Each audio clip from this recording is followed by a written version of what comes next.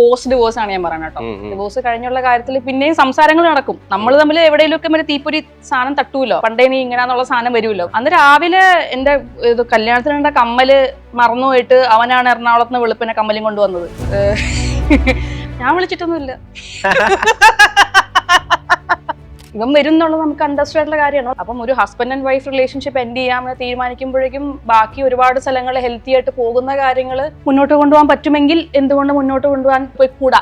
പ്രശ്നമായ area മാത്രം cut ചെയ്ത് മാറ്റിയിട്ട് ബാക്കിയുള്ള ഏരിയാസ് ഹാൻഡിൽ ചെയ്യാൻ പറ്റുവാണെങ്കിൽ എഫേർട്ടാണ്. ഞങ്ങൾ തമ്മിൽ പിരിഞ്ഞ് ഞങ്ങൾ തമ്മിലുള്ള കോമ്പാറ്റബിലിറ്റി ഇഷ്യൂസ് കാരണമാണ് എന്ന് വെച്ചിട്ട് ഇനി ഭാവിയിൽ ഒരിക്കലും കല്യാണമാണ് പ്രശ്നം, ഞാൻ കല്യാണം കഴിക്കാണ്ടിരുന്ന ഞാൻ സന്തോഷമായിട്ടിരിക്കുന്ന പറയുന്ന ഒരു ഉത്തരവാദിത്വം ഏറ്റെടുക്കാൻ വയ്യായ്മയാണെന്ന് ഞാൻ പറയും. അപ്പൊ അതിലങ്ങനെ സങ്കടവും കാര്യങ്ങളൊന്നും അവനും ഇല്ല, എനിക്കും ഇല്ല. നമ്മളിടയ്ക്ക് കാണാറുണ്ട് ഷോസ് എല്ലാം ഗണേശനാണ് ഡ്രംസ്. ഓ യെസ്, എനിക്ക് വർക്കൗട്ട് ആയി, ചിലർക്ക് വർക്കൗട്ട് ആവും, ചിലർക്ക് വർക്കൗട്ട് ആവില്ല. അവനൊരു ഡേറ്റ് ഒക്കെ നടക്കണ്ടവൻ രാജ്യത്തിനെതിരെയാണെന്നൊക്കെ പറയുന്നത് നല്ല തലയ്ക്ക് അടി കിട്ടാത്തതിന്റെ കുഴപ്പമാണ്, വേറെ ഒന്നുമില്ല. പാകിസ്ഥാൻ അങ്ങനെയാണെങ്കിൽ ഇവിടെ ഫുൾ പാകിസ്ഥാനികളാണെന്ന് പറയാൻ പറ്റുള്ളൂ. CJP മേലെ ഇരിക്കുന്ന ആളുടെ ഉദ്ദേശം എനിക്ക് അറിയത്തില്ല. I don't know what that guy is planning. അയാൾ ഇവിടെ നിന്ന് വരുന്നതെന്ന് എനിക്ക് അറിയത്തില്ല. 2 സാധനമാണ് തട്ടിയതിൽ. ഇപ്പൊ ഞാൻ ഒരു കോമ്പറ്റേറ്റീവ് എക്സാം എഴുതാത്ത ഒരാളാണ്. എനിക്ക് സിസ്റ്റത്തിലെ വിശ്വാസമില്ല. കോമ്പറ്റേറ്റീവ് എക്സാം സിസ്റ്റം തന്നെ പൊളിക്കണം എന്നുള്ള സ്ഥലത്ത് നിന്നാണ് ഞാൻ ഇരിക്കുന്നത്. ഒരു പാട്ട് പാടി ഇടുന്നു, അപ്പൊ അതിന് വേറെ കുറെ മണ്ടന്മാർ വന്നിട്ട് വേറെ എന്തൊക്കെയോ വിളിച്ചു പറയുന്നത്. അപ്പൊ അത് കണ്ട് നമ്മൾ ചിരിക്കുന്നു. ആക്ച്വലി അവിടെ എത്തുക എന്നുള്ള അത്ര എളുപ്പമല്ല. ഈ അപരാധം ഒന്നും കാണാതിരിക്കാൻ എന്താ ചെയ്യേണ്ടത്? അവൻ ഞാൻ ഭയങ്കര രസമാണല്ലോ. അവൻ അതുപോലെ അവൻ അറിയത്തില്ല. രണ്ടാൾക്കാര് തമ്മിൽ പിരിയുമ്പോൾ അവർ തമ്മിൽ സ്നേഹവും ബഹുമാനവും ഒക്കെ ആണ് വേണ്ടതെന്നൊക്കെ നമ്മൾ പറയും. പക്ഷെ അങ്ങനെയല്ല പലപ്പോഴും നടക്കാറ്. പക്ഷെ ലിറ്ററലി അങ്ങനെ നടന്ന ഫ്രണ്ട്സ് സീരീസിലെ ഒരു എപ്പിസോഡൊക്കെ പോലെ തോന്നിയ ഒരു കല്യാണം നടന്നു കുറച്ച് ദിവസങ്ങൾക്ക് മുമ്പ്. ഗൗരിലക്ഷ്മിയുടെ കല്യാണം.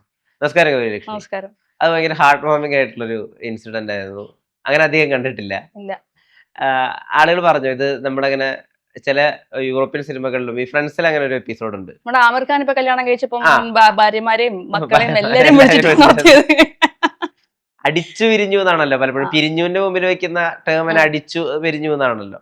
അതല്ലാതെ ഈ സ്നേഹമുള്ള ഒരു 3 ആൾക്കാർ ഒരുമിച്ച് നിൽക്കുന്ന ഒരു ഫ്രെയിം, അതിനെ പറ്റി ആളുകൾ വിളിച്ചു ചോദിച്ചിരുന്നു, ആളുകൾ സംസാരിച്ചിരുന്നു. കലേഷിനോട് ചോദിച്ചിരുന്നോ? ഇല്ല, കലേഷിനോട് ആരും ചോദിക്കൂല.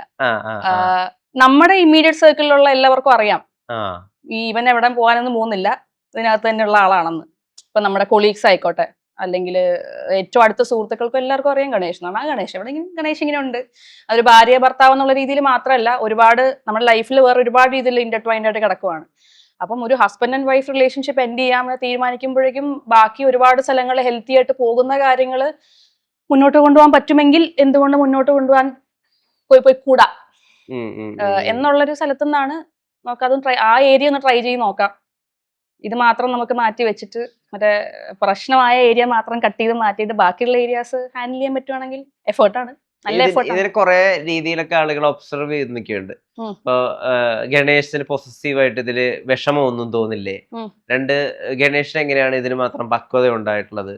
3 ഗണേഷ് ഉള്ളിൽ സങ്കടം ഒതുക്കിയിട്ടാണ് ഈ സ്നേഹം പ്രകടിപ്പിക്കുന്നത്. ഇതിൽ എന്താണ് സത്യാവസ്ഥ? അവനൊരു ഡേറ്റ് ഒക്കെ നടക്കണ്ടവൻ വെറുതെ ഇല്ല. എന്താ പറയാ, നമ്മൾ ഓരോ സ്റ്റേജാണ്. ഇപ്പൊ നമ്മള് ആദ്യം ഒരു കല്യാണത്തിനുള്ളിൽ ഇരിക്കുന്നു, ചെറിയ ഫ്രിക്ഷൻ പല കാരണം കൊണ്ട് ഫ്രിക്ഷൻ സ്റ്റാർട്ട് ചെയ്യണു. അവിടെ നമ്മൾ ശരി ഇത് റിപ്പയർ ചെയ്യാൻ നോക്കുന്നു, റിപ്പയർ ആവുന്നില്ല, സെപ്പറേറ്റ് ചെയ്യാൻ തീരുമാനിക്കുന്നു, പിന്നെ ഡിവോഴ്സിലേക്ക് എത്തുന്നു. ഡിവോഴ്സ് കഴിഞ്ഞൊരു ഗ്യാപ്പ് ഉണ്ടാവും, ഇത്ര മാസങ്ങൾ ഗ്യാപ്പ് ഉണ്ടാവും.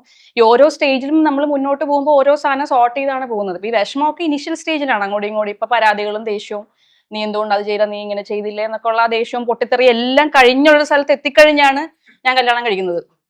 അപ്പൊ അപ്പോഴും കഴിഞ്ഞു, ആ നാടകം എല്ലാം അവസാനിച്ചതിന് ശേഷമാണ് ശരി എന്നെങ്കിൽ പിന്നെ നമ്മൾ ഞാൻ കല്യാണം കഴിക്കാൻ പോവാണ് എന്നുള്ള സ്ഥലത്തേക്ക് എത്തുന്നത്. നമ്മള് കഴിഞ്ഞ ഇത് സോർട്ട് ചെയ്താണല്ലോ പോകുന്നത്. അന്ന് രാവിലെ എന്റെ കല്യാണത്തിനുണ്ട കമ്മല് മറന്നുപോയിട്ട് അവനാണ് എറണാകുളത്ത് നിന്ന് വെളുപ്പിനെ കമ്മലും കൊണ്ടുവന്നത്.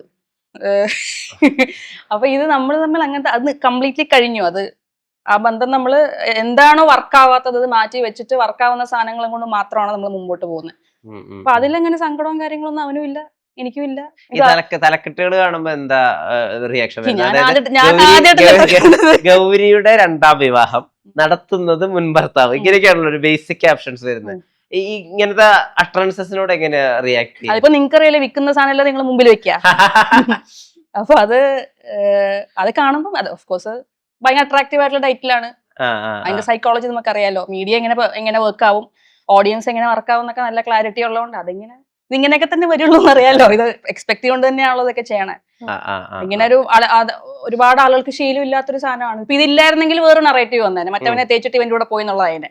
അപ്പൊ എന്താണെങ്കിലും നറേറ്റീവ് ഉണ്ടാവും. നമുക്ക് നറേറ്റീവ് ഇല്ലാണ്ടുള്ള പരിപാടി ഇപ്പം ഈ ഒരു രംഗത്ത് നിൽക്കുന്ന ഒരാളെന്നുള്ള രീതിയിൽ ബുദ്ധിമുട്ടായിരിക്കും. അവരിപ്പം എന്തെങ്കിലും കാണിക്കട്ടെ, നമ്മൾ സന്തോഷമുള്ള കാര്യങ്ങൾ ചെയ്യുന്നു. കലേഷ് എന്ന് പറയുന്നു, ഗണേഷ് ഡേറ്റിംഗ് അല്ലാതെ എന്ത് പറയുന്നു? മോസ്റ്റ്ലി ഡേറ്റിംഗ് ആണ്. അല്ല, കലേഷ് ഹാപ്പി ആയിട്ടിരിക്കണം, അവന്റെ കാര്യങ്ങളായിട്ട് പോകുന്നു. ഗണേഷിന്റെ കാര്യങ്ങളായിട്ട് മുന്നോട്ട് പോകുന്നു. നമ്മളിടയ്ക്ക് കാണാറുണ്ട്. ഇപ്പോഴും കുറെ കാര്യങ്ങൾ ഈ പറഞ്ഞ പോലെ ഇപ്പം എന്റെ ഷോസ് എല്ലാം ഗണേശനാണ് ഡ്രംസ്. ഓ യെസ്. ഇപ്പൊ നമ്മൾ അടുത്ത് വരുന്ന വർക്കിലൊക്കെ ഗണേശനാണ് വർക്ക് ചെയ്യുന്നത്. അപ്പം അതൊന്നും മാറ്റമൊന്നും ഇല്ല, അതൊക്കെ അങ്ങനെ തന്നെയാണ്. ആ കാര്യങ്ങളൊക്കെ ഇങ്ങനെ നമ്മളിങ്ങനെ കൊണ്ടുപോകുന്നു. കലേഷിൽ എന്താ അടുപ്പിച്ച ഘടകം? നമ്മൾ കുറെ നാള് സുഹൃത്തുക്കളായിരുന്നു. സുഹൃത്തുക്കളായി പിന്നെ ഇതിലോട്ട് വന്നതാണ്, റിലേഷൻഷിപ്പ് എന്നുള്ള സ്ഥലത്തോട്ട് വന്നാണ്. വളരെ സമാധാന പ്രിയനായിട്ട് ഒരാളാണ്. അപ്പൊ തന്നെ ഞാൻ ചാടിപ്പിടിച്ചു. കലേഷിന്റെ ഇങ്ങനെ ഉപദേശങ്ങൾ കൊടുത്തിരുന്നോ? ഞാൻ ഒരു പെർഫോമർ ആണ്, അപ്പൊ എനിക്ക് അങ്ങനെ മൂഡ് സ്വിങ്സ് ഉണ്ടാവും, ഞാൻ എളുപ്പമല്ല, അത്ര എളുപ്പമാണെന്ന് തോന്നുന്നില്ല ഹാൻഡിൽ ചെയ്യാൻ, അങ്ങനെയൊക്കെ? ഞാൻ അങ്ങനെ എളുപ്പമല്ലാത്ത ഒരാളാണെന്ന് എനിക്ക് തോന്നുന്നില്ല.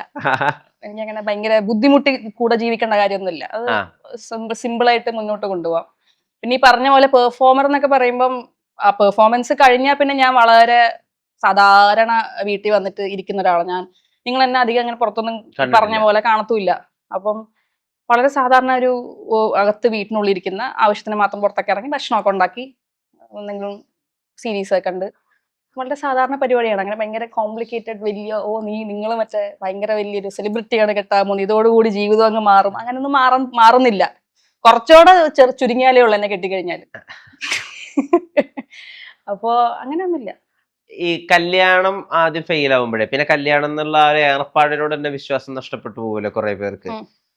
പിന്നെയും ഇപ്പൊ ഒരു റിലേഷൻഷിപ്പ് ഒരു വലിയൊരു ലോഞ്ചിവിറ്റി ഉണ്ടായില്ലാത്തൊരവസ്ഥ ഉണ്ടാവുമല്ലോ. പിന്നെയും അത് കല്യാണം തന്നെ ഉണ്ടാവണം, കല്യാണം തന്നെ കഴിക്കണം, ഒരു ലിവിങ് ടുഗദർ അല്ല വേണ്ടത്. ഈ ഡിസിഷൻസ് ഒക്കെ ഏത് പോയിന്റിലാവാം? ഇതിപ്പോ കല്യാണത്തിന്റെ കുഴപ്പമില്ല, ഇത് രണ്ട് മനുഷ്യന്മാർ തമ്മിലുള്ള കോമ്പാറ്റബിലിറ്റി പ്രശ്നമാണ്. അപ്പൊ അതാദ്യം ഉത്തരവാദിത്തം ഏറ്റെടുക്കുക. ഇതിപ്പം എന്റെ ഭാഗത്തുനിന്ന് ഉള്ള ഇന്നിന്ന കാരണങ്ങൾ കൊണ്ടും നിന്റെ ഭാഗത്തുനിന്നുള്ള ഇന്നിന്ന കാരണങ്ങൾ കൊണ്ടും നമ്മൾ തമ്മിൽ ചേർന്ന് പോകില്ല, കഴിഞ്ഞു. അത് കല്യാണത്തിന്റെ പ്രശ്നമായിട്ട് എനിക്ക് തോന്നുന്നില്ല. അത് ആ ഉത്തരവാദിത്തം ഏറ്റെടുക്കാൻ വയ്യാത്തവർ കല്യാണത്തിന് തലയിൽ വെക്കുന്ന എനിക്ക് തോന്നിയിട്ടുള്ളത്. കല്യാണം നമുക്ക് എങ്ങനെയും കഴിക്കാം. കല്യാണം എന്ന് പറയുന്നത് ഇപ്പം രജിസ്റ്റർ മാരേജ് കഴിക്കുന്നവരുണ്ട്, വലിയ കല്യാണങ്ങളുണ്ട്. കല്യാണത്തിനുള്ള റൂൾസ് ഓരോരുത്തർക്കും ഓരോന്ന് പോലെയാണ്. ആളുകൾ തമ്മിൽ അഡ്ജസ്റ്റ് ചെയ്യുന്നത്, അല്ലെങ്കിൽ ആളുകൾ തമ്മിൽ വർക്ക് ചെയ്ത് മുന്നോട്ട് പോകുന്നത് പല രീതികളിലാണ്. അതൊരു ബ്രോഡ് സാധനമാണ് കല്യാണം എന്ന് പറയുന്നത്. അപ്പൊ അത് ഓരോ മനുഷ്യനും ഓരോന്ന് പോലെയാണ്. അത് ആ രണ്ട് വ്യക്തികളാണ് ആ കല്യാണത്തിനെ തീരുമാനിക്കുന്നതും. എങ്ങനെ കല്യാണം കഴിക്കണം, എത്ര വർഷം മുന്നോട്ട് പോകണം, എങ്ങനെ പോകണം, അതൊക്കെ പേഴ്സൺ ടു പേഴ്സൺ മാറുന്നതാണ്. അപ്പൊ അത് ഐ തിങ്ക് ഇറ്റ്സ് ആ ആളെ കുറിച്ച് മാത്രമുള്ള ഒരു സംഭവമാണിത്. അതെടുത്തിട്ട് വേറൊരു സാധനത്തിന് മുതുകത്തോട്ട് വെക്കുന്ന കാര്യമില്ല. ഞങ്ങൾ തമ്മിൽ പിരിഞ്ഞ് ഞങ്ങൾ തമ്മിലുള്ള കോമ്പാറ്റബിലിറ്റി ഇഷ്യൂസ് കാരണമാണ് എന്ന് വെച്ചിട്ട് ഇനി ഭാവിയിൽ ഒരിക്കലും കല്യാണമാണ് പ്രശ്നം, ഞാൻ കല്യാണം കഴിക്കാണ്ടിരുന്ന ഞാൻ സന്തോഷമായിട്ടിരിക്കുന്നു പറയുന്ന ഒരു ഉത്തരവാദിത്വം ഏറ്റെടുക്കാൻ വയ്യായ്മയാണെന്ന് ഞാൻ പറയുന്നു. ഈ ആർക്കെങ്കിലും ഇതെപ്പോഴെങ്കിലും എക്സ്പ്ലെയിൻ ചെയ്ത് കൊടുക്കേണ്ടി വന്നിട്ടുണ്ടോ? അതായത് എന്തുകൊണ്ടാണ് ഈ ബന്ധം ഇല്ലാതായത്, എന്തുകൊണ്ടാണ് ചോദിക്കും. അതായത് ഏറ്റവും അടുപ്പുള്ള ആളുകളോട് അത് എക്സ്പ്ലെയിൻ ചെയ്യണം വന്നിട്ടുണ്ടോ ചോദിക്കണം. റാൻഡ് ആയിട്ട് ചോദിക്കുന്നതിനെ പറ്റിയിട്ടല്ലോ പറയുന്നത്. പറയേണ്ടി വരും. എന്ത് പറ്റിയെന്ന് ചോദിക്കുമ്പോഴേക്കും നമ്മൾ കാരണങ്ങൾ പറയാം, ഇന്ന കാരണങ്ങളുണ്ട്. അത് ഭയങ്കര ലോജിക്കലായിട്ട് തന്നെ പറയാൻ പറ്റുമോ? അതാ പറഞ്ഞ, എനിക്ക് പുറത്ത് ആളുകളുടെ അടുത്ത് പോയിട്ട് ഇമോഷണലി ഒരുപാട് തട്ടാൻ ഇന്ന കാരണങ്ങൾ ഉണ്ടെങ്കിൽ പറ്റുന്നില്ല. അത് അവനിങ്ങനെ ചെയ്തു, അപ്പൊ ഞാൻ ഇങ്ങനെ ചെയ്തു, അപ്പൊ ഇങ്ങനെ വന്നപ്പോ ഇങ്ങനെയായി, അപ്പൊ ഞാൻ ഇങ്ങനെ ചെയ്തു, അപ്പൊ അത് അങ്ങനെയായി, അപ്പൊ ഇത് കുറെ പ്രാവശ്യമായപ്പോഴേക്കും നമുക്ക് പറ്റുന്നില്ല, അപ്പൊ സെറ്റാവണില്ല. പിന്നെ അവിടെ റെസ്പോൺസ് ചിലപ്പോൾ ഭയങ്കര ഊള റെസ്പോൺസ് ആയിരിക്കും, അതിന് ചിലപ്പോൾ ഞാൻ ചൂടാവും. കേൾക്കുന്നവരെ ചിലപ്പോൾ വായി തോന്നിയൊക്കെ തിരിച്ചു വിളിച്ചു പറയും. അപ്പൊ നമുക്ക് മറ്റേ മനസ്സിലാവാത്ത സ്ഥലത്ത് നിന്നൊക്കെ അവർ സംസാരിക്കുമ്പോൾ നമുക്ക് ദേഷ്യമൊക്കെ വരും. പക്ഷെ എനിക്ക് അതൊക്കെ ഒരു പറഞ്ഞ പോലെ ആ സമയത്തുള്ള സാധനമാണ്. അത് കഴിയുമ്പോൾ നമ്മൾ വീണ്ടും ഉറച്ചു നിൽക്കും. നമ്മൾ തീരുമാനം എടുത്തു കഴിഞ്ഞാൽ പറയാ. അല്ലാണ്ട് ഇതെല്ലാം ഞാനും ഗണേഷ് തമ്മിലുള്ള കാര്യം നമ്മൾ ഇന്ന കാരണങ്ങൾ കൊണ്ട് ഇന്ന തീരുമാനത്തിലേക്ക് തീരുമാനിച്ചു, ഡൺ, എന്നിട്ടാണ് നമ്മൾ പുറത്തേക്ക് ഇത് വിടുന്നത്, അടുത്ത മൂന്നാമത്തെ ഒരാളോട് സംസാരിക്കുന്നത്. അപ്പൊ ഓൾറെഡി അത് കഴിഞ്ഞു, തീരുമാനത്തിൽ ഇനി ഒന്നും സംഭവിക്കാനൊന്നും ഇല്ല.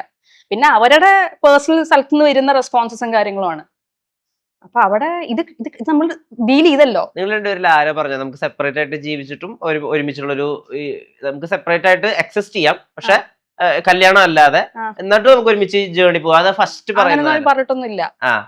അത് ഓട്ടോമാറ്റിക്കലി നടക്കുന്ന ഒരു ഓർഗാനിക്കായി സംഭവിക്കും. ഓർഗാനിക്കലി. അപ്പം ഇത് കഴിഞ്ഞിട്ട് അടുത്ത ദിവസം നമ്മൾ സംസാരിക്കുന്ന മറ്റേ പാട്ട് എന്താ നീ ചെയ്തു തീർത്തോന്ന് ചോദിക്കും. അപ്പൊ അവിടെ തട്ടുന്നതിനെ കുറിച്ച് നമ്മൾ രണ്ടുപേരും ആലോചിച്ചിട്ടില്ല. നമ്മൾ ആലോചിക്കണം ഇത് വർക്കാവണില്ല, മറ്റത് വർക്കാവില്ല, അത് നമ്മൾ എന്തിനാ പൊളിക്കണം, വർക്ക് ചെയ്തോണ്ടിരിക്കുന്ന സാധനം കൊണ്ട് നമ്മൾ തോട്ടിക്കളയുന്ന എന്തിനാ, ഇതല്ലേ വർക്കാവാത്തത്, നമുക്ക് ഇത് മാത്രം നമുക്ക് ഹാൻഡിൽ ചെയ്യാം. ഇതെങ്ങനെ സാധിക്കുന്നു ഈ work life balance? Work life balance അല്ല, ഇതൊരു ഇമോഷണൽ പക്വത, അതെങ്ങനെയാ പറ്റിയ? അത് നല്ല ഹാർഡ് വർക്ക്. അതെനിക്ക് തോന്നുന്നത് ഒരുപാട് സ്ഥലത്ത് നോക്കി പറഞ്ഞ പോലെ ഈ അല്ലെങ്കിൽ ഞാൻ ചോദിച്ചു, അതായത് നമ്മളിതൊരു വർക്കാവില്ല, ഓക്കെ, പിറ്റേ ദിവസം ആവുന്നു, പിറ്റേ ദിവസം നിങ്ങള് നമുക്ക് ആ പാട്ടിന്റെ ഒന്ന് ജാം ചെയ്തിരിക്കാം, അങ്ങനെ സാധിക്കുന്നതാണോ പറയണേ? ഓക്കെ, വർക്കാവാത്ത ഇതല്ലേ വർക്കാവാത്തേ, ഇത് വർക്കാവുന്നുണ്ടല്ലോ. Okay okay. ഈ ഹാർഡ് വർക്ക് എങ്ങനെ, അപ്പൊ ഇതിനെങ്ങനെ മനസ്സിലാക്കി നമ്മൾ ഓരോ തവണ അങ്ങോട്ടും ഇങ്ങോട്ടും വഴക്കുകൾ വരുമ്പോഴും ഫ്രിക്ഷൻ വരുമ്പോഴും ഒക്കെ ഞാൻ പോസ്റ്റ് ഡിവോഴ്സ് ആണ് ഞാൻ പറയുന്നത് കേട്ടോ. ഡിവോഴ്സ് കഴിഞ്ഞുള്ള കാര്യത്തിൽ പിന്നെയും സംസാരങ്ങൾ നടക്കും, നമ്മൾ തമ്മിൽ എവിടെയെങ്കിലുമൊക്കെ മറ്റേ തീപ്പൊരി സാധനം തട്ടൂലോ, നീ പണ്ടേ നീ ഇങ്ങനെന്നുള്ള സാധനം വരുമല്ലോ, വരുമ്പം ആ സമയത്ത് ഈ ആളെ ഇതിന്ന് ചവിട്ടി പുറത്താക്കുക, അല്ലെങ്കിൽ എന്റെ അടുത്ത് മാക്സിമം ഇല്ലാണ്ടാക്കി ഈ ആളെ നശിപ്പിക്കുക, ഈ ആളെ വേദനിപ്പിക്കുക എന്നുള്ളതല്ല എന്റെ ലക്ഷ്യം. എനിക്ക് ഈ പ്രോബ്ലം ഇവിടെ ഇരുന്ന് സംസാരിച്ച് സോൾവ് ചെയ്യാനാണ് നമ്മളിപ്പോൾ സംസാരിച്ചുകൊണ്ടിരിക്കുന്നത്. അപ്പം ഈ വായി തോന്നിയത് വിളിച്ചു പറയുന്നത് കുറയും, അപ്പം കുറച്ചുകൂടി എളുപ്പത്തിൽ മുന്നോട്ട് പോകാൻ പറ്റും. അതായത് ഈ പെർട്ടിക്കുലർ ഇഷ്യൂ, ഇപ്പം അവൻ സാധനം പറയണു, അപ്പം ഇതാണ് ഈ ഇഷ്യൂലാണ് നമ്മൾ ഫോക്കസ് ചെയ്യേണ്ടത്. ഈ ഇഷ്യൂവിൽ ഫോക്കസ് ചെയ്ത് പറഞ്ഞ് ആ ഇഷ്യൂ അങ്ങ് സോർട്ട് ചെയ്യും. അല്ലെങ്കിൽ മറ്റേ ഇവനെ അങ്ങോട്ട് നശിപ്പിച്ച് കളയാന്നും പറഞ്ഞ് ഇറങ്ങിക്കഴിഞ്ഞാൽ അതോടും അങ്ങനത്തെ ഒരുപാട് പേര് നമ്മൾ കാണാറുണ്ട്. റിവഞ്ചായി പിന്നെ മറ്റേ ഉപദ്രവമായി അങ്ങോട്ടാ. ഇതെങ്ങനെ സമാധാനപരമായിട്ട് ഇത് നമുക്ക് സ്ഥലത്ത് കൊണ്ട് പാർക്ക് ചെയ്യാം എന്ന് രണ്ടുപേരും വിചാരിച്ചു കഴിഞ്ഞാൽ, ഞാൻ ഭയങ്കര എളുപ്പമായിട്ട് എല്ലാവരും ഇങ്ങനെ എല്ലാ ദിവസവും കെട്ടിപ്പിടിച്ചിരിക്കുന്നല്ല ഞാൻ പറഞ്ഞ കേട്ടോ, സംസാരങ്ങളൊക്കെ ഉണ്ടാവും. പക്ഷെ അൾട്ടിമേറ്റ് ഗോൾ എന്ന് പറയുന്നത് സമാധാനപരമായിട്ട് നോക്കി വണ്ടി പാർക്ക് ചെയ്യണം, എന്നിട്ട് നമുക്ക് എന്താണോ വർക്ക്ഔട്ട് ആവുക ആ രീതിയിൽ നമുക്ക് മുന്നോട്ട് പോവാം. ഗണേഷ് സന്തോഷമായിട്ടിരിക്കാനാണ് ഡിവോഴ്സ് ചെയ്തത് ഏറെക്കുറെ. അങ്ങോട്ടും ഇങ്ങോട്ടും അവൻ ചിന്തിക്കണം എന്റെ സന്തോഷം, ഞാൻ ചിന്തിക്കണം അവന്റെ സന്തോഷം. ഇത് ഒരാൾ വിചാരിച്ച് ഈ പരിപാടി നടക്കൂല. രണ്ടുപേരും കൂടെ അങ്ങോട്ടും ഇങ്ങോട്ടും സന്തോഷമായിട്ടിരിക്കണം എന്ന് വിചാരിച്ചു കഴിഞ്ഞാൽ ഇത് നടക്കും. പക്ഷെ ആ വിചാരം അതൊരു പ്രിവിലേജ് ആണെന്ന് ഞാൻ പറയുള്ളൂ, എല്ലാവർക്കും പറ്റണമെന്നില്ല. ഭയങ്കരമായിട്ടുള്ള അബ്യൂസിൽ കൂടെ പോകുന്ന ആളുകള് ഈ പറഞ്ഞ പോലെ തമ്മിത്തല്ലും തലയടിച്ച് പൊട്ടിക്കലും ഫൈനാൻഷ്യൽ അബ്യൂസും എല്ലാം ഓടുന്ന ഒരു സ്ഥലത്ത് നടക്കൂല. കാരണം നമുക്ക് പറ്റാത്ത ആളുകളുണ്ട്, ചില ആളുകൾ പറ്റൂല, മിണ്ടാൻ പോലും പറ്റില്ല, അങ്ങനത്തെ ആളുകളുണ്ട്. എവിടെങ്കിലും എന്തെങ്കിലും ഹോപ്പ് ഉണ്ട് എന്നുള്ള സ്ഥലത്ത് മാത്രമേ നമുക്ക് ഇതല്ലെങ്കിൽ നമുക്ക് മറ്റത് വർക്കൗട്ട് ആവാം. അതങ്ങനെ ഞാൻ എല്ലാരും ഇത് കേട്ടിട്ട് ഉടനെ മറ്റേ ഇന്നലെ കൈയൊടിച്ചവന്റെ അടുത്ത് പോയിട്ട് ഹലോ ഒന്നോടെ ശ്രമിച്ചാലും ചോദിക്കണം എന്നല്ല ഞാൻ പറയുന്നത്. എനിക്ക് വർക്കൗട്ടായി, ചിലർക്ക് വർക്കൗട്ട് ആവും, ചിലർക്ക് വർക്കൗട്ട് ആവില്ല. നല്ലൊരു ഹെൽത്തി അറ്റ്മോസ്ഫിയറിലാണല്ലേ ജീവിക്കുന്നത് അപ്പോ? അങ്ങനെ ഭയങ്കര ആഗ്രഹമുണ്ട്. അപ്പൊ ഓരോ ദിവസം ഹെൽത്തി ആക്കാൻ വേണ്ടിയിട്ടുള്ള പരിശ്രമത്തിലാണ്. ഞാൻ പറഞ്ഞത് ഫിസിക്കലായിട്ട് മാത്രമല്ല, ഇന്റേണലി ഓൾസോ. അതെ, മനസ്സിലായി. വർക്കാണ്, നല്ല ഹാർഡ് വർക്കാണ്. ഈ കലേഷാണ് ഇനി എന്റെ കൂടെയുള്ള കമ്പനിയിൽ നിന്ന് ഗണേഷിനോട് അവതരിപ്പിക്കാനുള്ള ഒരു സാഹചര്യം വന്നിട്ടുണ്ടോ? പോയ പോക്കിന് അവൻ അറിയാം. ഇതങ്ങനെ ഫോർമലായിട്ട് പറഞ്ഞിട്ടൊന്നുമില്ല അല്ലെ? അങ്ങനെയുള്ള സംഭവങ്ങളൊന്നും ഇല്ല, അത് മനസ്സിലായി. അങ്ങനെ അങ്ങ് പോയി. ഇത് ആരും അങ്ങോട്ടും ഇങ്ങോട്ടും ഒരു ഫോർമൽ സംഭവങ്ങളൊന്നും ഇല്ല. ഇതൊക്കെ നമ്മൾ വഴക്കെടുത്ത് കലേഷ് കണ്ടോണ്ടിരിക്കാൻ ചിലപ്പോ.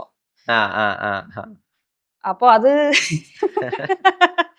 ഭാര്യ ഭർത്താവ് എന്നുള്ള രീതിയിൽ മാത്രം അല്ലാണ്ട് ഇതിന് പുറത്തോട്ട് ഇതിന് ഒരുപാട് എക്സ്റ്റൻഷൻസ് ഉണ്ട്. നമ്മൾ ഈ പറഞ്ഞ പോലെ ഒരുമിച്ച് വർക്ക് ചെയ്യുന്നു പറയുമ്പം നമ്മൾ വർക്ക് ചെയ്യുന്ന ഇൻഡസ്ട്രി ഒരു 9 മണിക്ക് തുടങ്ങി 5 മണിക്ക് സൈൻ ഔട്ട് ചെയ്യുന്ന ഇൻഡസ്ട്രി അല്ല. ചില ഷോസിന് ക്രൂ മൊത്തം വീട്ടിലുണ്ടാവും, രാത്രി എല്ലാം കൂടെ നിരന്ന് പാവിരിച്ച് കിടന്നുറങ്ങുമായിരിക്കും.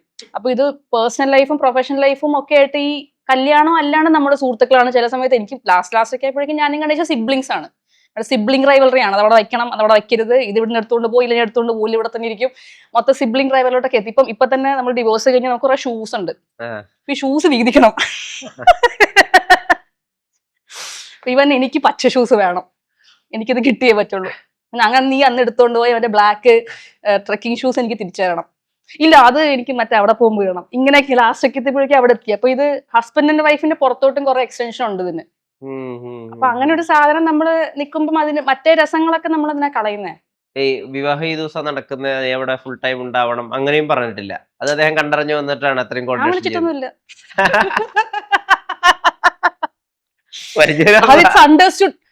വരും, ഇവൻ വരും എന്നുള്ളത് നമുക്ക് അണ്ടർസ്റ്റാൻഡ് ആയിട്ടുള്ള കാര്യമാണ്. നമ്മൾ ആദ്യം സംസാരിക്കും മുതലേ ഇവൻ എല്ലാ കാര്യങ്ങളും ഇവനും ആക്റ്റീവായിട്ട്. നമ്മള് വീട് പണിഞ്ഞ് കല്യാണ തലേ ദിവസമാണ് നമ്മൾ ഹൗസ് വാമിങ് നടത്തിയത്. ഞാനും കലേഷും മൂവിൻ ചെയ്യുന്ന തലേ ദിവസമാണ്, പിറ്റേ ദിവസം കല്യാണം. അപ്പം വീട് പണിയുടെ സമയത്തും ഈ ബംഗാളി പണിക്കാരുടെ കുറെ ഒരു ഭയങ്കര ഷോർട്ടേജ് വന്നൊരു സമയത്ത് നമ്മുടെ വീട് പണി ഫുള്ള് ഹോൾട്ടായി. എന്ത് ചെയ്യണമെന്ന് അറിയത്തില്ല. അപ്പം ഇവനാണ് കുറെ കോൺടാക്ട്സ് ഒപ്പിച്ചുകൊണ്ട് വന്നത്. മറ്റേ അയാളുണ്ട്, ആളെ വിളിച്ച് ഞാൻ മറ്റേ തൈര് പണിക്കാരനെ അവിടെ നിന്ന് കിട്ടും, മറ്റേ മരപ്പണിക്കാരനെ ഇവിടെ നിന്ന് കിട്ടും എന്നൊക്കെ പറഞ്ഞ് ഇവൻ ആക്ടിവായിട്ട് ആരാണ്ടൊക്കെ ഒന്ന് വിളിച്ചിട്ട് ഗണേഷ് കുറെ ആളുകളെയും കൊണ്ടുവന്നു. അതുപോലെ കല്യാണത്തിന്റെ തലേദിവസം വരെ ആണെങ്കിൽ പോലും ബൈക്ക് ബ്രേക്ക് ഡൗൺ ആയി, സർവീസിന് കൊടുക്കണം. ഇവനാണ് ഗണേശനുണ്ട് കലേഷിന്റെ ബൈക്ക് കൊണ്ട് സർവീസിന് കൊടുക്കുന്നത്. അപ്പൊ എന്തെങ്കിലും ഉണ്ടെങ്കിൽ പറഞ്ഞാൽ മതി, വേറെ എന്തെങ്കിലും കാര്യം. ഇവൻ കല്യാണത്തിന്റെ ആ തൊട്ട് മുന്നേയുള്ള വീക്ക് ഗണേഷിന് ഫുള്ള് ടാസ്ക് ആണ്. ഇത്ര സാധനങ്ങൾ ബൈക്ക് നേരാക്കണം, മറ്റേ സാധനം മറ്റേ ബാങ്കിൽ നിന്ന് മറ്റേ പൈസ എടുത്തിപ്പുറത്തേക്ക് ഇടണം, കാരണം ഈ പൈസ അവർക്ക് അയക്കാനുണ്ട്. എല്ലാ സാധനങ്ങളും ടാസ്കുമായിട്ട് ഇവൻ actively he was part of the wedding. അവൻ മാത്രമല്ല വേറെ ആളുണ്ട് പാർട്ടായിട്ട്. പക്ഷെ ഇത് നമ്മൾ കൊടുത്ത പണിയൊന്നും അല്ല, അവനെ കേട്ടിട്ട് നമ്മുടെ കൂടുതലൊരാളുടെ കല്യാണമാണ്. അപ്പം നമ്മൾ മറ്റേ ഓടി കിടന്ന് കല്യാണം നടത്തി കൊടുക്കുന്നു. അല്ലാണ്ട് മറ്റേ ഒരാൾ വിളിച്ചു ഒരാൾ അങ്ങനെയൊന്നും പരിപാടിയൊന്നും ഇല്ല. He's just part of lot of other things. He is continuing to be a part of all those things. എന്താണോ നമ്മൾ വേണ്ടെന്ന് തീരുമാനിച്ചത് അത് മാത്രം നമ്മൾ മാറ്റി വെക്കുന്നു. നല്ലൊരു മനുഷ്യനാണല്ലേ ഗണേഷ്. കുഴപ്പമില്ല. കുഴപ്പമില്ല. കലേഷായിട്ട് ജീവിച്ചിട്ട് എങ്ങനെയുണ്ട്? അടിപൊളിയാണ്. എന്താ അദ്ദേഹത്തിന്റെ ഒരു വലിയൊരു ട്രേറ്റ് ആയിട്ട് തോന്നിയിട്ടുള്ള കമ്മ്യൂണിക്കേഷൻ ആണോ, അണ്ടർസ്റ്റാൻഡിങ് ആണോ? നേരത്തെ പറഞ്ഞ സാധനം തന്നെയാണ്. ഒരു ഭയങ്കര പീസ്ഫുൾ, ഒരു ഒതുങ്ങിയ സമാധാനപരമായ, ബഹളങ്ങളോ വലിയ ഒന്നും ഭയങ്കര ഷോയും കാര്യങ്ങളൊന്നും ഇല്ലാത്ത വളരെ ഒതുങ്ങിയ ഒരാളാണ്. ഈ ആളുകളെ പാട്ടിന് എതിരെ നെഗറ്റീവ് കമന്റ് ഇടുമ്പോ ആ കമന്റ് എടുത്ത് വെച്ച് അറ്റാച്ച് ചെയ്തിട്ട് വീഡിയോ ചെയ്യാം, ഇത് ആരുടെ ഐഡിയ? അത് എനിക്ക് ചില കമന്റ് കാണുമ്പോഴേക്കും ഭയങ്കര കോമഡി തോന്നിയിട്ട് ചെയ്യുന്നതാണ്. അതങ്ങനെ ചെയ്തതാണ്, അങ്ങനെ പ്ലാൻ ചെയ്തൊന്നും അല്ല. ഏതോ ഒരു കമന്റ് കണ്ടപ്പോ ഇത് വെച്ചിട്ട് ഇത് ചെയ്താലോ വെറുതെ ഇങ്ങനെ തോന്നി, അങ്ങനെ ചെയ്തതാണ്. അത് പിന്നെയും ആളുകളെ കുറച്ചുകൂടി അത് ചെയ്യാൻ വേണ്ടിട്ട് എൻകറേജ് ചെയ്യുന്നത് പോലെയാ തോന്നിയിട്ടുള്ളത്. ആവട്ടെ. ഇത് അതാ അപ്പുറത്തുള്ള ആൾക്ക് ഇത് കണ്ടിട്ട് ഈ കമന്റ് ഇട്ടവൻ എന്ത് തോന്നുന്നു ഇല്ലയോ എന്നുള്ളത് എന്റെ വിഷയമല്ല. എനിക്കത് കളിയാണത്, ഭയങ്കര രസമുള്ളൊരു ഗെയിമാണ്. അപ്പൊ ഞാനതും കളിക്കുന്നത്രേ ഉള്ളൂ. ഇത് ഈ നെഗറ്റിവിറ്റിനെ എങ്ങനെയാ അപ്പൊ വളരെ ഈസിലി ഇഗ്നോർ ചെയ്യാൻ പറ്റുക? ഞാൻ ഇഗ്നോർ ചെയ്യല്ലോ, എനിക്ക് റൈറ്റ് നൗ അത് ഭയങ്കര ഒരു രസമുള്ള കാര്യമായിട്ട് എനിക്ക് തോന്നണേ. ഒരു ഇൻസ്പിറേഷൻ ആയിട്ടാ തോന്നുന്നത്. ഭയങ്കര രസമാണ്, ഒരു ഭയങ്കര ആക്ടിവിറ്റി ആണല്ലോ. ഓരോ ആളുകൾ ഇരുന്ന് ഓരോന്ന് പറയുമ്പം അത് വായിച്ചു നോക്കിയിട്ട് ഇവൻ എന്തൊരു വലിയ മണ്ടനാടാന്ന് പറഞ്ഞിട്ട് പിന്നെ നമ്മൾ അതിന്നൊരു സാധനം ഒരു പാട്ട് പാടി ഇടുന്നു. അപ്പൊ അതിന് വേറെ കുറെ മണ്ടന്മാർ വന്നിട്ട് വേറെ എന്തൊക്കെയോ വിളിച്ചു പറയുന്നു. അപ്പൊ അത് കണ്ട് നമ്മൾ ഇന്ന് ചിരിക്കുന്നു. ആക്ച്വലി അവിടെ എത്തുക എന്നുള്ള അത്ര എളുപ്പമല്ല. പക്ഷെ എനിക്കത് ഭയങ്കര രസമാണ്. ഇപ്പം ഈ ഇടയ്ക്ക് എനിക്ക് ഭയങ്കര എൻജോയ് ചെയ്തൊരു കമന്റാണ് ഏതൊരു പാട്ടിന്റെ താഴെ ഈ അപരാധമൊന്നും കാണാതിരിക്കാൻ എന്താ ചെയ്യേണ്ടത്. അവൻ ഞാൻ ഭയങ്കര രസമാണല്ലോ. അവൻ അതുപോലും അവൻ അറിയത്തില്ല. He got so many options rate. അവന് ഫോൺ മാറ്റി വെക്കാം, അവനെ അൺഫോളോ ചെയ്യാം, എന്നെ ബ്ലോക്ക് ചെയ്യാം, ഈ കണ്ടന്റ് ഇൻട്രസ്റ്റ് ഇല്ലാന്ന് മറ്റേ ഓപ്ഷൻ കൊടുക്കാം. അതൊന്നും അറിയാത്ത ഒരുത്തൻ അവിടെ വന്നിട്ട് എന്നോട് ചോദിക്കാണ് അവൻ എന്താ ചെയ്യേണ്ടതെന്ന്. അപ്പൊ അത്രയും അതിന് മറുപടി പാട്ട് കൊടുത്തോ? എന്തായിരുന്നു? കണ്ണാരം പൊത്തിക്കളിക്കാം, മണ്ണപ്പം ചുട്ടു വീഴുമ്പോ ഫുൾ സ്റ്റാൻസ് എഴുതിയിട്ടു. അവനതിൽ ഏത് ഓപ്ഷൻ വേണമെങ്കിലും ചെയ്യും. ഭയങ്കര രസമാണ്. അങ്ങനെ നോക്കിക്കഴിഞ്ഞാല് ഭയങ്കര രസമാണ് ശരിക്കും. പക്ഷെ അവിടെ നമ്മൾ ആദ്യം കുറെ റൗണ്ട് ഓടിയാണ് ലാസ്റ്റ് ഇതെല്ലാം ഒരു കോമഡി ആയിട്ട് കാണാൻ പറ്റും. എപ്പോ തൊട്ട് അത് ഈ വലുതായിട്ട് കാര്യങ്ങൾ അങ്ങനെ ഭയങ്കര സീരിയസ് ആയിട്ട് ഏറ്റെടുക്കേണ്ട കാര്യമില്ല, കുറച്ചുകൂടി ലൈറ്റ് ആയിട്ട് കണ്ടാൽ മതി, നമ്മൾ മാത്രം സീരിയസ് ആക്കി എടുത്താൽ മതി, ബാക്കിയുള്ളവർ സീരിയസ് ആക്കി എടുക്കണം നിർബന്ധമില്ല, ആ സ്റ്റേജിലേക്ക് എപ്പോഴെത്തിയേ? ഒരു ട്രെയിനിൽ ഒരു ദിവസം 2025 എൻഡിലാണ്, ഡിസംബർ ന്യൂ ഇയറിന് തൊട്ട് മുന്നേ 29th എന്തോ ആണ്.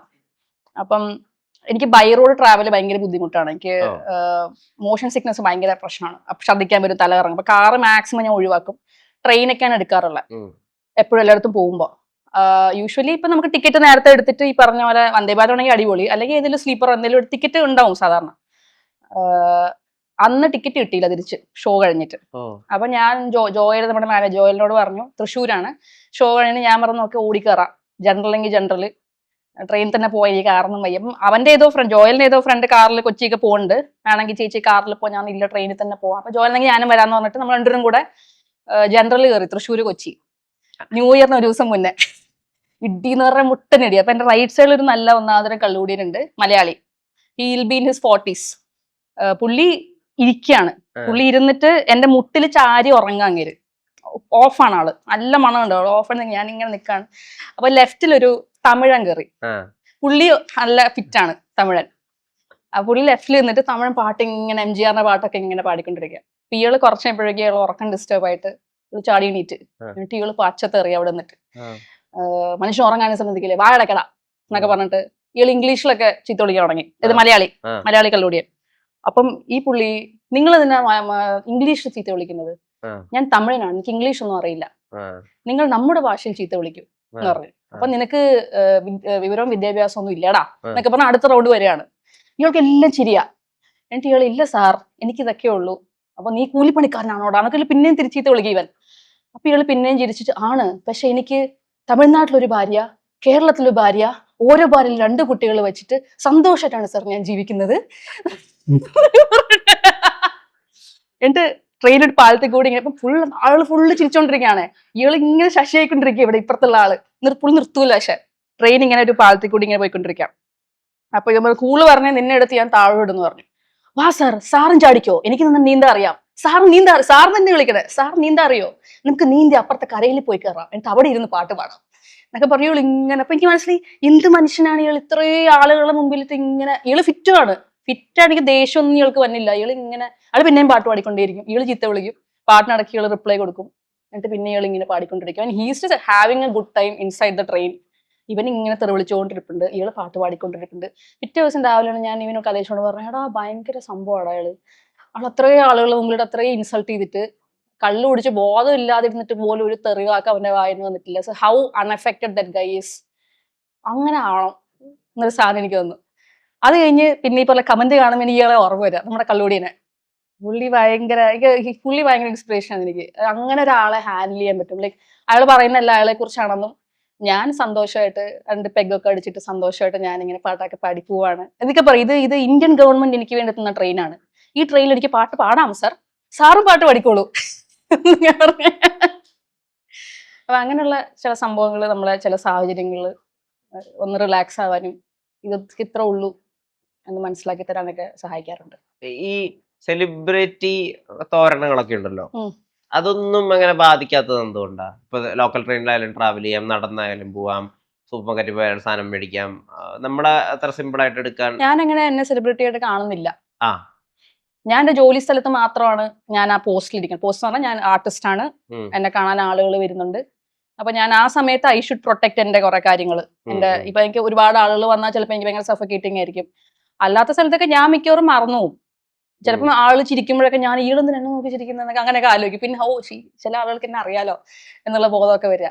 കലേഷിനാണ് ഏറ്റവും പ്രശ്നം. അതായത് ചിലപ്പോൾ നമ്മൾ എവിടെയെങ്കിലും കഴിക്കാനൊക്കെ പോയിട്ട് പോകുന്ന വഴിക്ക് പെട്ടെന്ന് ഒരാൾ വന്ന് സംസാരിക്കും. അപ്പം ഇവൻ മറ്റേ ഇതാരാണ് എന്നൊക്കെ പറയുമ്പോൾ ഇങ്ങനെ നിൽക്കും. ബന്ധുവാണോ ഫ്രണ്ടാണോ, ഇവള് പാട്ടുകാരിയാണല്ലോ.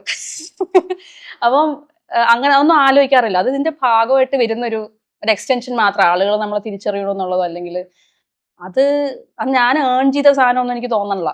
ഞാൻ ചെയ്യണ സാധനം എന്റെ ജോലി ഞാൻ വൃത്തിയായിട്ട് ചെയ്യുന്നു. ചില ആൾക്ക് ഇഷ്ടപ്പെടും, ചില ആൾക്ക് ഇഷ്ടപ്പെടില്ല, ചിലപ്പോൾ ആൾ തിരിച്ചറിയും, ചിലപ്പോൾ തിരിച്ചറിയില്ല. അതെടുത്തിട്ട് അങ്ങനെ തലയിൽ വെച്ചിട്ട് ഞാനിങ്ങനെ അതിനനുസരിച്ചിട്ട് എന്റെ ജീവിത രീതിയൊക്കെ മാറ്റി ഇങ്ങനെ ട്രാവൽ ചെയ്യാൻ പാടുള്ളൂ, ഇങ്ങനെ സംസാരിക്കാൻ പാടുള്ളൂ, ഇങ്ങനെ നടക്കാൻ പാടുള്ളൂ.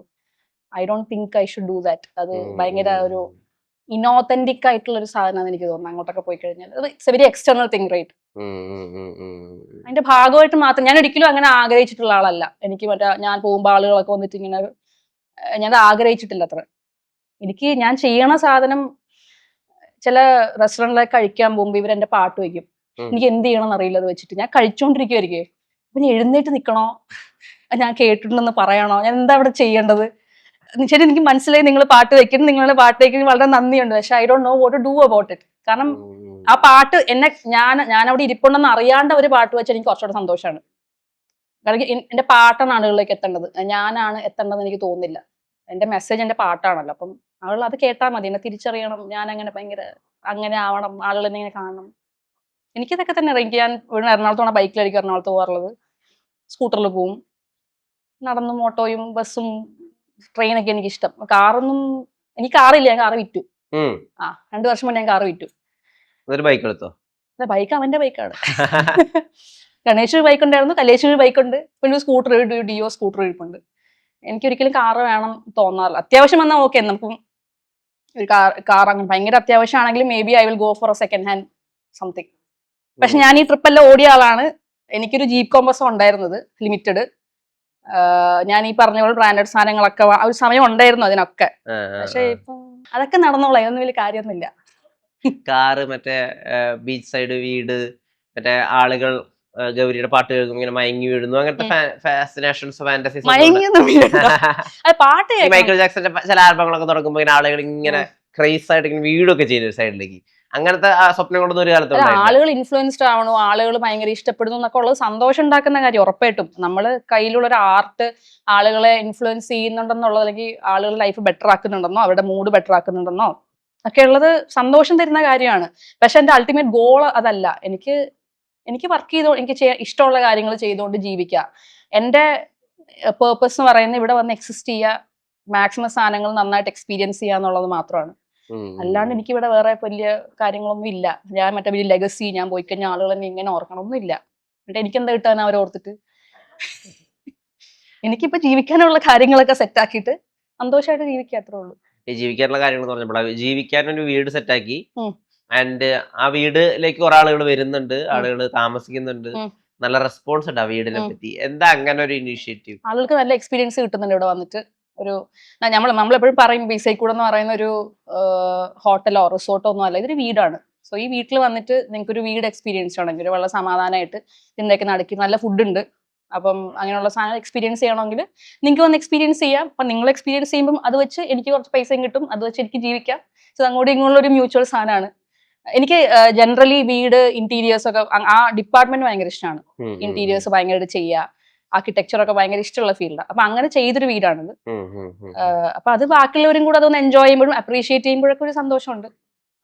അത് ഒന്ന് ട്രൈ ചെയ്താലോ എന്നുള്ള ചിന്തയിൽ നിന്നാണ് ഈ സൈക്കൂട് ഒരു ഹോം സ്റ്റേ സെറ്റപ്പ് നമ്മൾ സ്റ്റാർട്ട് ചെയ്യുന്നത്. ആളുകൾ എന്തൊക്കെയാണ് പറയുന്നത് ഫീഡ്ബാക്ക്? 3 പ്രാവശ്യമൊക്കെ വന്ന ആളുണ്ട് പിന്നെയും. ഒരു പുള്ളിക്കാരിയുണ്ട്, പുള്ളിക്കാരി ആദ്യം ഫ്രണ്ട്സിൻ്റെ കൂടെ വന്നു, പിന്നെ പാരന്റ്സിനെയും കൂട്ടിയിട്ട് വന്നു, പിന്നെ ഓഫീസിലുള്ള കൊളീഗ്സിനെയും കൂട്ടി വന്നു. അപ്പൊ ഇവർ വേണം ഒരു വീട്ടിൽ വരുന്ന ഫീൽ തന്നെയാണ്, ഒരു സമാധാനമുള്ളൊരു വീട്ടിൽ വന്നിരിക്കുന്ന ഒരു ഫീലാണ്. അത് നമ്മൾ വരുന്ന ഗസ്റ്റിനോട് സ്പെഷ്യലി നമ്മൾ ആദ്യം പറയും, നിങ്ങൾ റിസോർട്ടിലോട്ടോ ഹോട്ടലിലോട്ടോ ഒന്നല്ല വരുന്നത്, you will just have A very peaceful time. ആരും ഉപദ്രവിക്കാനില്ല, നിങ്ങൾക്കൊന്നും ഇവിടെ ഇരിക്കാം, സമയാസമയത്ത് ഭക്ഷണം കഴിക്കാം, ഉറങ്ങാം, തിരിച്ചു വീട്ടിൽ പോവാം. അപ്പം അത് തന്നെയാണ് നമുക്ക് കിട്ടുന്ന ഫീഡ്ബാക്കും. ഇവിടെ എങ്ങനെയാണ് ഈ ഫുഡ് വരുന്നത് ഞങ്ങൾക്ക് അറിയത്തില്ല. ഒരാൾ പറഞ്ഞത് ഇവിടെ വരുന്നു, സമയത്ത് ഫുഡ് ടേബിൾ ഇരിക്കുന്നു, കുറച്ചും തിരിഞ്ഞ് കഴിച്ചുമ്പോഴത്തേക്ക് പാത്രം പോയി രാത്രി ആയപ്പോഴേക്കും അടുത്ത് ഫുഡ് വരുന്നു. വേറെ ആരും അങ്ങനെ ഒരു വളരെ ഇൻട്രോവേർട്ടഡ് ആയിട്ടുള്ള ഒരു സെറ്റപ്പാണ്. അപ്പൊ അങ്ങനെ ഒരു വളരെ സ്ലോ ലിവിങ് ആയിട്ട് ഇവിടെ വന്നിട്ട് you will have A good time. ഇപ്പം കപ്പിളായിട്ടുള്ള ഒരുപാട് പേര്, ഫ്രണ്ട്സ് കുറെ പേര് വരുന്നുണ്ട്, പെൺകുട്ടികൾ 3-4 പേരൊക്കെ ഒരുമിച്ച് വന്നിട്ട് വളരെ കേൾക്കാം ഇങ്ങനെ ഫുൾ ടൈം സംസാരിക്കുന്നവര്. ഒരുപാട് പേര് വന്നിട്ട് they just having some chill time. അങ്ങനെ അത് തന്നെയാണ് ഫീഡ്ബാക്ക് വരുന്നത്. ഈ രാജ്യം പ്രധാനപ്പെട്ട ഒരു ഇഷ്യൂയെ ഫേസ് ചെയ്തുകൊണ്ടിരിക്കുകയാണ്. അപ്പൊ അത് അഡ്രസ് ചെയ്യുക എന്ന് പറയുന്നത് നമ്മുടെ ഒരു ഉത്തരവാദിത്വം കൂടിയാണല്ലോ. ശരിക്കും ഈ കുഴപ്പങ്ങളൊക്കെ ഇപ്പൊ തുടങ്ങിയതല്ല, കുറെ ആയിട്ട്. ഇപ്പൊ പെരുമാൾ മുരുകനെ കൊണ്ട് എഴുത്ത് നിർത്തിക്കുക, അല്ലെങ്കിൽ ഗൗരി ലങ്കേഷ് വെടിവെച്ച് മരണപ്പെടുക, കുറെ കാര്യങ്ങൾ അഡ്രസ് ചെയ്തിട്ട് അതിന് പ്രോപ്പറായിട്ട് റെസ്പോൺസ് ഒന്നും ഒരു ഗവൺമെന്റ് തലത്തിൽ വരാതിരിക്കുക. ഇപ്പൊ 20 കുട്ടികൾ ആത്മഹത്യ ചെയ്തതിന്റെ പുറത്താണ് ഇപ്പോഴും നമ്മൾ നിൽക്കുന്നത്. അതിന്റെ പുറത്താണ് ഒരു എക്സാം പ്രോപ്പറായിട്ട് നടത്താൻ പറ്റാത്തൊരു ഭരണകൂടത്തിന്റെ അണ്ടറിലാണ് നമ്മളിപ്പോ ജീവിച്ചുകൊണ്ടിരിക്കുന്നത്. ഒരു പൗരൻ എന്നുള്ള രീതിയിൽ എത്രമാത്രം അസ്വസ്ഥമാക്കണ്ട അത്? എനിക്ക് 2 സാധനമാണ് തട്ടിയതിൽ. ഇപ്പൊ ഞാൻ ഒരു കോമ്പറ്റേറ്റീവ് എക്സാം എഴുതാത്ത ഒരാളാണ്. എനിക്ക് സിസ്റ്റത്തിലെ വിശ്വാസമില്ല. കോമ്പറ്റേറ്റീവ് എക്സാം സിസ്റ്റം തന്നെ പൊളിക്കണം എന്നുള്ള സ്ഥലത്ത് നിന്നാണ് ഞാൻ ഇരിക്കുന്നത്. അതിന്റെ സൊല്യൂഷൻ എന്താണെന്ന് ചോദിച്ചു കഴിഞ്ഞാൽ ചിലപ്പോൾ ഞാൻ പറയണത് ഉട്ടോപ്പിയൻ സൊല്യൂഷൻ ആയിരിക്കും. ഒരുപാട് പ്രശ്നങ്ങളൊക്കെ ഉണ്ടാവും. പക്ഷെ ഈ കോമ്പറ്റേറ്റീവ് മെഡിസിൻ പോലെ, എസ്പെഷ്യലി മെഡിസിൻ പോലത്തെ എക്സ്ട്രീംലി എംപത്തറ്റിക് ആയിട്ടുള്ള ഒരു ഫീൽഡ് എന്ന് പറയുന്നത് തമ്മിൽ മത്സരിച്ചിട്ട് എത്തേണ്ട ഒരു സ്ഥലമാണെന്ന് എനിക്ക് വിശ്വാസമില്ല. എനിക്കതിനോട് യോജിക്കാൻ പറ്റില്ല. അപ്പം തുടക്കത്തില് എനിക്ക് നീറ്റ് എക്സാം പേപ്പർ ലീക്കായി എന്ന് പറയുന്നത് ഒരുപാട് ഇഷ്യൂ ആയിട്ട് നമ്മൾ തുടക്കത്തിൽ കാണുന്നത്. ഈ പേപ്പർ ലീക്ക് നമ്മൾ ഏതോ കാണുന്നോട്ട് കേട്ടോണ്ടിരിക്കുകയാണ്. ഇവിടെ PSC പേപ്പർ ലീക്കാവും, മറ്റേ പേപ്പർ ലീക്ക് സ്ഥിരം പരിപാടി പേപ്പർ ലീക്ക്. നമ്മൾ ആദ്യം അത്രേ ഉള്ളൂ. പക്ഷെ അത് കഴിഞ്ഞിട്ട് പിന്നെ നമ്മൾ കേൾക്കുന്ന ഇത്രയും ദിവസം, ആദ്യം ഞാൻ അറിഞ്ഞില്ലത്, ഇത്രയും ദിവസമായിട്ട് ഇവരവിടെ കിടപ്പുണ്ട്, സംഭവം നടന്നുകൊണ്ടിരിക്കുകയാണ്, അതിനിടയ്ക്കാണ് ഇത്രയും പേര് മരിച്ചു എന്നുള്ള അറിയണത്. അപ്പൊ എനിക്ക് ആദ്യം വന്നത്, ഒരു 18 വയസ്സ് 20 വയസ്സുള്ള കുട്ടി ഒരു പരീക്ഷ പാസ്സായില്ല എന്ന് വിചാരിച്ചിട്ട് okay better option is let me kill myself എന്ന് ചിന്തിക്കണമെങ്കിൽ അതെവിടുന്ന വരുന്നത്? ഈ കുട്ടീനെ ഇതാരെ പഠിപ്പിച്ചു കൊടുത്തത്? ബിഫോർ മറ്റേ ഗവൺമെന്റിലോട്ട് പോകുന്നതിന് മുന്നേ അത് സെക്കൻഡ് സ്റ്റെപ്പാണ് എനിക്ക് തോന്നുന്നത്. ഫസ്റ്റ് സ്റ്റെപ്പ് ആരാണ് ഈ പിള്ളേര് പഠിപ്പിച്ചത്? ആരെ ഇത്രയും പ്രഷർ ഇവിടെ തലയെടുത്ത് വെച്ചത്? ഫസ്റ്റ് ഞാൻ പോസ്റ്റ് ചെയ്തതാണ്. ഈ കുട്ടികൾക്ക് എവിടുന്നാണ് അങ്ങനെ ഒരു ഐഡിയ വരുന്നത്? ഇൻസ്റ്റെഡ് ഓഫ് ദേഷ്യം തോന്നുന്നതിന് പകരം, സിസ്റ്റത്തിനോട് ദേഷ്യം തോന്നുന്നതിന് പകരം, അല്ലെങ്കിൽ ഇത് പ്രഷർ ചെയ്ത് ആരാണോ, വീട്ടുകാരാണോ, നാട്ടുകാരാണോ, അവരോടുള്ള ദേഷ്യമോ എതിർപ്പിനോ പകരം എവിടുന്നാണ് ഇവരെന്തെങ്കിലും ഞാനങ്ങ് തീർന്നേക്കാം എന്നുള്ള അത്രയും സ്ട്രെസ്സും അത്രയും പ്രഷറും ഒരു 18-20 വയസ്സുള്ള കുട്ടീനെ തോളത്ത് ആരാ എടുത്ത് വെച്ചത്? എന്താ കുട്ടിക്ക് പോകാനൊരു സ്ഥലം ഇല്ലാണ്ടായത്? മരിക്കാന്നുള്ള തീരുമാനത്തിന് പകരം ഒന്ന് സംസാരിക്കാൻ ഒരാള് എന്താണ് ആ കുട്ടിക്ക് ഇല്ലാതിരുന്നത്? അവിടെയാണ് ഫസ്റ്റ് എനിക്ക് തട്ടിയത്. ഞാൻ അവിടെ നിൽക്കുമായിരുന്നു മര്യാദയ്ക്ക്. അപ്പോഴാണ് ഇവന്മാര് പിള്ളേരെ തല്ലുന്ന കണ്ടത്. അത് ഒട്ടും നമുക്ക് ക്ഷമിക്കാൻ പറ്റാത്തൊരു കാര്യമാണ്. അവരെന്ത് എന്ന് പറഞ്ഞാലും ഈ പീക്കിരി പിള്ളേര്, ഇപ്പൊ 20 വയസ്സ് 18 വയസ്സുള്ള, നമുക്കറിയാലോ 18 വയസ്സിൽ കുട്ടിക്ക് എന്താ ആരോഗ്യം ഉണ്ടെന്ന്. വി നോ എത്ര സ്ട്രെങ്ത് ഉണ്ട് അവരുടെ ബോഡിക്ക് എന്നുള്ളത്. അത് വാസ് ലൈക്ക് ഭയങ്കര പ്രശ്നമായിരുന്നു. അത് കണ്ടിട്ട് ഇല്ല അത് മറ്റേ ഇവർ രാജ്യത്തിനെതിരെയാണെന്നൊക്കെ പറയുന്നത് നല്ല തലയ്ക്ക് അടിയിട്ടാത്തന്റെ കുഴപ്പമാണ്, വേറെ ഒന്നുമില്ല. പാകിസ്ഥാൻ അങ്ങനെയാണെങ്കിൽ ഇവിടെ ഫുൾ പാകിസ്ഥാനികളാന്നേ പറയാൻ പറ്റുള്ളൂ. പക്ഷെ അത് എനിക്കത് വളരെ സന്തോഷം തോന്നിയത്, ഇപ്പം ആ ഒരു തലമുറ എന്ന് പറഞ്ഞാൽ അവർക്ക് സ്വന്തമായിട്ട് പൈസ ഒന്നും ഇല്ല. 20 വയസ്സ്, ഒരു 23-24 വയസ്സുള്ള കുട്ടി 18 വയസ്സായിക്കോട്ടെ, അവരുടെ കയ്യിൽ എന്തുമാത്രം ഇത്രയും ദിവസവും നീട്ടിക്കൊണ്ട് പോകാനുള്ള ഫണ്ട്സ് അവരുടെ കയ്യിൽ ഇല്ല. പക്ഷെ ഞാൻ നോക്കുമ്പം കാണുന്നത് തൊട്ടും മേലെയുള്ള working class, up to 35 years old 40 years old ആളുകൾ ഇവർക്ക് ഫുഡ് ഓർഡർ ചെയ്യുന്നു, അവിടെ വേണ്ട സാധന സാമഗ്രികൾ ഓർഡർ ചെയ്യുന്നു. പല തലമുറകൾ ഒരുമിച്ച് നിന്നിട്ടുള്ള ഒരു ഭയങ്കര ഒരു കോപ്പറേഷൻ സാധനം ഇവിടെ ഓടുന്നുണ്ട്. അത് ഒരു പുതിയൊരു എക്സ്പീരിയൻസ് ആണ്. വേറെ മുന്നേ നമ്മൾ കണ്ട ഒരു പ്രൊട്ടസ്റ്റിലും കാണാത്ത ഒരു കുറെ പേര് കുറെ വർഷമായിട്ട് ഇപ്പം പ്രൊട്ടസ്റ്റ് ചെയ്യുന്ന കുട്ടികൾക്ക് മേ ബി 6 വയസ്സ് 8 വയസ്സുള്ളപ്പോഴായിരിക്കും ഈ ഇപ്പോൾ ഉള്ള ഗവൺമെന്റ് ഭരണത്തിൽ വന്നത്. അതിന് മുന്നേ ഉള്ള ആളാണ് ഞാനൊക്കെ. അപ്പം അവര് കാണാത്ത കുറെ നന്മകള് ഞങ്ങൾ കണ്ടിട്ടുണ്ട്. ഇപ്പം ഈ മതത്തിന്റെ പേരിൽ കോൺവെർസേഷൻ ഒക്കെ തുടങ്ങിയത് തന്നെ ഞാൻ കോളേജിലേക്ക് എത്തിക്കഴിഞ്ഞാണ്. അതിന് മുന്നേ നമ്മളൊന്നും സംസാരിക്കാനുള്ളതൊന്നും, ആരും അങ്ങോട്ടും ഇങ്ങോട്ടും ചിന്തിക്കാനുള്ളതൊന്നും. പക്ഷെ അങ്ങനെ ഒരു സ്ഥലത്തോട്ടൊക്കെ എത്തുന്നതിന് മുന്നേ ഉള്ള കാലം കണ്ടാവുള്ള ഞങ്ങൾ. അപ്പം വി നോ എത്ര മോശ സ്ഥലത്തേക്കാണ് ഇത് പോയിക്കൊണ്ടിരിക്കുന്നത് എന്നുള്ളതും കൂടി ഉണ്ടല്ലോ. അപ്പം എനിക്ക് ഞാൻ ഉൾപ്പെടെയുള്ള ഒരു വർക്കിംഗ് ക്ലാസ് എന്ന് പറയുന്ന ആളുകളുടെ, അല്ലെങ്കിൽ കയ്യിൽ 1000 രൂപയെങ്കിൽ 1000 രൂപ എടുക്കാനുള്ള ആളുകൾ ചെയ്യേണ്ടത് ഇവരെ സപ്പോർട്ട് ചെയ്യുക എന്നുള്ളതാണ്. അതിപ്പോ സ്വിഗ്ഗി ആയിക്കോട്ടെ, അല്ലെങ്കിൽ കിടക്കാനുള്ള പായ ആയിക്കോട്ടെ, എന്തും ആയിക്കോട്ടെ. അപ്പം നമ്മളെ കൊണ്ട് ചെയ്യാൻ നമ്മൾ ചെയ്യുക, അവരെ കൊണ്ട് ചെയ്യുന്ന അവരും ചെയ്യട്ടെ. ആരെങ്കിലും ഒക്കെ ചെയ്യണമല്ലോ ഇതിങ്ങനെ. ഒരു കാര്യമുണ്ട്. എന്തോ പ്രൊട്ടസ്റ്റ് ഞാൻ ഐം നോട്ട് ഒരു പാർട്ടിയുടെ സൈഡ് പിടിക്കുക. എനിക്കറിയില്ല CJPന്റെ മേലെ ഇരിക്കുന്ന ആളുടെ ഉദ്ദേശം എനിക്ക് അറിയത്തില്ല. I don't know what that guy is planning. അയാൾ ഇവിടുന്ന് വരുന്നതെന്ന് എനിക്ക് അറിയത്തില്ല. നിരാഹാരം കിടക്കുന്ന ആള് എന്തുകൊണ്ടാണ് ചെയ്യുന്നതെന്ന് ഈ ക്ലാരിറ്റി ഇല്ല. അവർ പറയുന്നുണ്ടായിരിക്കാം, ഓരോരുത്തർക്കും അവരുടെ ധാരണ ഉണ്ടായിരിക്കും. പക്ഷെ എന്റെ പ്രശ്നം, ഒരു സിറ്റിസണിനെ അങ്ങനെ കയ്യേറ്റം ചെയ്യാനുള്ള ഒരു അധികാരം ഒരു മനുഷ്യനും ഇവിടെ ഇല്ല. അത് കണ്ടിട്ടൊരു ഗവൺമെന്റ് മിണ്ടാണ്ടിരിക്കുകയാണെങ്കിൽ, ഒരു തവണ പോലും അവിടെ സംസാരിക്കാനുള്ള ധൈര്യം കാണിക്കുന്നില്ലെങ്കിൽ, അതൊരു ഇറ്റ്സ് എ മേജർ പ്രോബ്ലം. അത് തിരിച്ച് ആൻഡ് ഇതിന്റെ ക്രെഡിറ്റ് കംപ്ലീറ്റ്ലി ഞാൻ സോൾലി ഫോർ ദ സ്റ്റുഡൻസ്. ഞാനത് ഒരു പാർട്ടിക്കും കൊടുക്കത്തില്ല. അവര് ചെയ്ത് അവരിപ്പം ഇത്രയും വലുതായിട്ട് എത്തിച്ചിട്ടുണ്ടെങ്കിൽ അത് ആ നോർമൽ പിള്ളേരുടെയും നോർമൽ മനുഷ്യന്മാരുടെയും പരിപാടി മാത്രമാണത്. ഞാനത് ഒരു പാർട്ടിക്കും വെച്ചു കൊടുക്കാൻ, അത് കഴിഞ്ഞു വന്നവരായിക്കോട്ടെ അതിന് മുന്നേ വന്നവരായിക്കോട്ടെ, ഒരു പാർട്ടിക്കും വെച്ചു കൊടുക്കാൻ താല്പര്യപ്പെടുന്നില്ല. അത് പിള്ളേരുടെ മാത്രം കഴിവാന്ന് ഞാൻ പറയുള്ളൂ. ഇത്രയും വലുതാക്കാൻ പറ്റിയിട്ടുണ്ടെങ്കിൽ. സിനിമയിലാണല്ലോ നമ്മളെല്ലാവരും കണ്ടിട്ടുള്ളത്, സിനിമയിലാണല്ലോ തുടക്കമൊക്കെ. ഈ ഒരു സിനിമയുടെ മ്യൂസിക് ചെയ്യാനോ സിനിമയുടെ RR ചെയ്യാനോ ഒക്കെ അങ്ങനെ ഒരു പ്രതീക്ഷ, അങ്ങനെ ഒരു ആസ്പിറേഷൻ എപ്പോഴെങ്കിലും ഉണ്ടായിട്ടുണ്ടോ? ആഗ്രഹമായിട്ടൊന്നും ഇല്ല. നല്ലൊരു സാധനം ഒത്തു വന്നാൽ നമ്മൾ ചെയ്യും എന്നുള്ളൂ. അത് ചിലത് വർക്ക്ഔട്ട് ആവില്ല, നമുക്ക് ചെയ്താൽ വർക്ക്ഔട്ട് ആവില്ല, ചിലത് വർക്ക്ഔട്ട് ആവും. അപ്പം നല്ലൊരു വളരെ വർക്ക് ചെയ്യാൻ സ്പേസ് ഉള്ള, ഫ്രീഡം ഉള്ള രീതിയിലുള്ള ഒരു സാധനം വന്നു കഴിഞ്ഞാൽ, ഒരുപാട് കൺസ്ട്രക്ഷനിൽ ഇരുന്ന് വർക്ക് ചെയ്യാൻ കുറച്ച് ബുദ്ധിമുട്ടായിരിക്കും. ഒരുപാട് കണ്ടീഷൻസും മറ്റേ പറഞ്ഞ പോലെ ഒരുപാട് പേര് ഇടപെട്ട്, അപ്പൊ അതിനെ കുറച്ച് ഭയങ്കര സ്ട്രെസ്ഫുൾ ആയിരിക്കും. അപ്പൊ എനിക്ക് അത്രയും സ്ട്രെസ്സിൽ ചെയ്യാൻ എനിക്ക് താല്പര്യമില്ല. അപ്പം വളരെ റിലാക്സ്ഡ് ആയിട്ട് ഒരു നല്ല ക്രിയേറ്റീവ് സ്പേസ് തരുന്ന ഒരാൾ വന്നു കഴിഞ്ഞാൽ, ഒരു ക്രൂ വന്നു കഴിഞ്ഞാൽ ഉറപ്പായിട്ടും ചെയ്യാവുന്നേ ഉള്ളൂ. നല്ലത് സംഭവിക്കട്ടെ. ഇനിയും കമ്പാനിയൻഷിപ്പ് നന്നായി തന്നെ മുന്നോട്ട് പോകട്ടെ. നേരത്തെ ഒരുപാട് നമസ്കാരം. Thank you.